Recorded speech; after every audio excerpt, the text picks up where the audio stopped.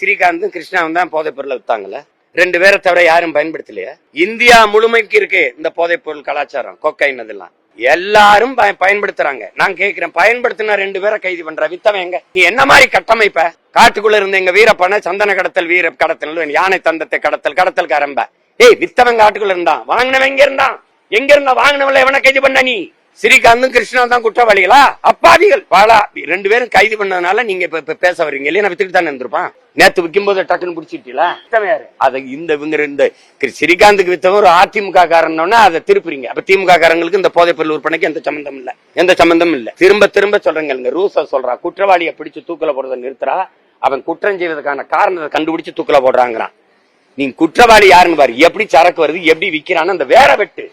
நீ இலைய கிளைய வெட்டிக்கிட்டு இருக்க, நீ பாரு உள்ள போட்டதுனால அந்த போதைப் பொருள் விற்பனை நின்றுமா இல்ல தடுத்துக்கப்பட்டுருமா? 2 அப்பாவையும் பலியாயிட்டான், அவ்வளவுதான். வேற அந்த 2 பேரை தவிர யாரும் பயன்படுத்தலையா? அந்த சுஜித்ராங்கிற பாடகி சொல்றாங்க, எத்தனை பேர் இடங்கள்ல எவ்வளவு இந்த கொக்கைன் விருந்து பரிமாறப்பட்டதுன்னு எல்லாம் பப்புன்னு வச்சுக்கிட்டு எல்லாம் இந்த போச்சுக்கிட்டு இருக்கிற கலாச்சாரம் உருவாக்குனது இவங்க தான்.